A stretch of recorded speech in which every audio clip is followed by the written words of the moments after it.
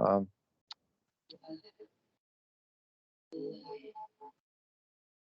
but- so today, me and my brother Joseph Dougherty, after a long time, are reuniting at this channel, and we want to talk about tonight about Demon Lord Belial, and this is a part one of a series which will be finished with our good friend Vital Doric Grow about the lessons of Lord Belial and fundamental mechanics of his work.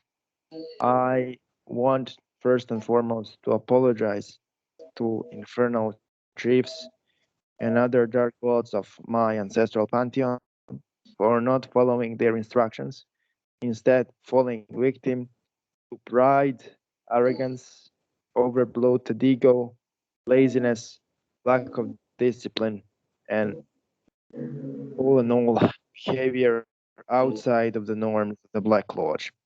For that, I am obligated to give this public message to everybody who claims to be above the fundamentals of magical practice.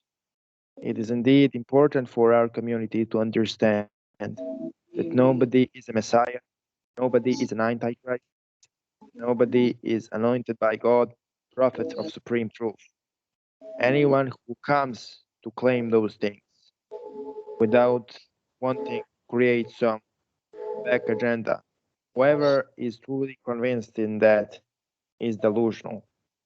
So I want to discuss with my brother Joseph Dougherty how I fell victim to the delusion of grandeur, how that delusion of grandeur destroyed me and my life, and how I am now successfully rebuilding my life after those failures. I am I doing also, this. sorry, go ahead. So I simply want to ask you, brother Joseph, how your work with Belial recently went. Well, I can't share all aspects of what this is advanced work that we've started last year with Belial. It has continued and has elevated into different portions of my life. I have experienced a negligible amount of success thanks to Belial over the past few months. I have gained material. As you know, Belial is Lord of the Earth, and he can reward you with material things, but he also wants people to understand the message that Demetrius has begun stating at the beginning of this video. No one is the Messiah. These beings will help you in your ascent. The minute you let your ego control you, you will be stripped of your perceived power. I don't know if that's temporary, but you know who you are. Your magic is not working right now, and you know it's not.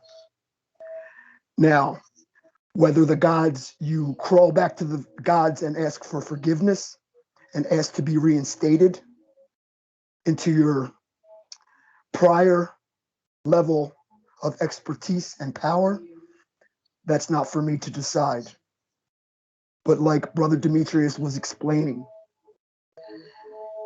there's more to this than the ego. There's more to this than there's more to this than how can I put it? Than your fucking frail human ego. Listen, I'm trying to now Belial speaking to me. Now Belial proposes for black magicians in the community to begin to act on a level of kindred honor, a system of kindred honor. That means those of you who charge for your services, why don't you give the people that come to you for help the option to pay you after the work starts to manifest? Why do you insist on being paid before the work begins? Now, this is a proposal. Are you afraid that your magic won't work? Are you afraid that you can't stand on your power, why can't you give the people this option? If you are a powerful black magician, you know your magic will work. And when it begins to manifest, the people will pay you. And if they still decide not to pay you, then that's on them and they will be dealt with accordingly. Charging for magic and witchcraft is an art and a science that has been around since the beginning of this young planet.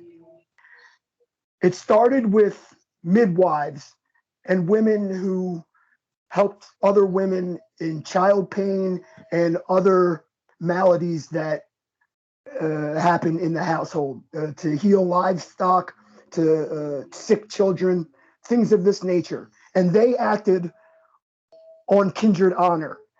They usually didn't charge for their services. And if they did, they exchanged goods for food or something like this. And they were paid after the magic started to manifest. Do you disagree with what I'm saying, Demetrius? So I will kind of I understand the underlying message between those lines. So the main point is that in ritual magic for hire, money shouldn't be the priority, the magic should be the priority. Now, I disagree with some minor details, but those can be skipped. The main message should be understood. So, what I need to say for the purpose of this interview is that there are certain fundamentals to magical practice which cannot be ignored or altered. Otherwise, you will fail.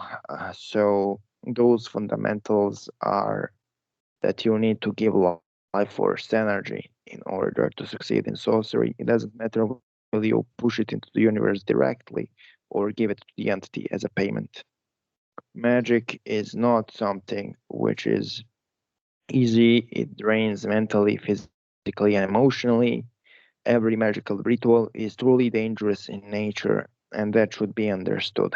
Everybody can do magic in the same way, everybody can do material art, but it doesn't mean that it should be done recklessly. What I will give to the audience as a gift is a way one can open a pathway to the current of Belial in their life. Two green candles are necessary and the seal of the demonic lord for this. Also, one who performs this operation, he has to possess astral senses opened, because opening of the astral senses should not be presented in this video. This is something you should already have to do this. So, light two green candles, one at each side of Belial's sigil, and then start chanting Ha Belial Malik Ban Balim. Ha Belial Malik Ban Balim. Ha Belial Malik Ban Balim. Repeat this chant over and over while focusing on the sigil of Belial. When the sigil starts radiating dark green energy, which it will, what you shall do is you will offer your own life force as a sacrifice to the demonic chief to manifest within this plane. After you proclaim this, your own life force will start feeding the sigil exponentially. After some time, the demonic lord will come through the seal, fed by your own life force into the world. Once it is done, you have a right to ask for whatever wish from the emperor, and it will be granted. It is indeed the grand initiation into the current of Belial, which is paid in blood, life force, and spiritual essence to the Lord of the lawless. One thing needs to be understood. This right is a form of a covenant. Once this covenant is made, one is obligated to work with the left side of God and the light of the black sun in its left emanation. That means that one cannot stop working with those spirits. until the coffin is closed.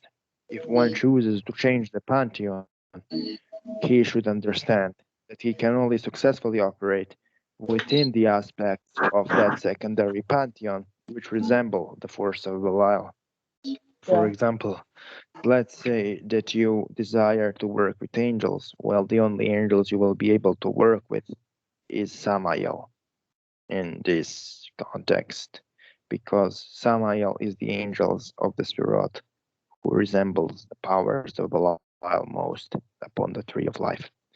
So I wanted to tell you, and I wanted to ask you, Joseph Dougherty, do you have anything else to add to this? What I have to add now, my dear audience, cannot be construed as me bragging. This is a testimony to the power of King Belial. Recently, my car blew up. I have a family, so we desperately need car to get groceries, do laundry, and the such.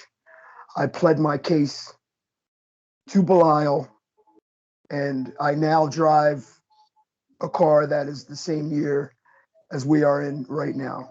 That is not me bragging. That is a testimony to Belial's power. Now, what he told me is what I have given you is a piece of machinery that is specifically for adults. You, my dear devotee, have been very childish. Now, what I have given you, I can easily take away. That means some of the things that I've been doing in my life are things that children do. If I refuse to give up these things that I've been doing, then what I've been rewarded with can easily be taken away. That's it. So it kind of fits into a theme of our conversation. And thank you, Joseph, for aiding me in filming of this short video.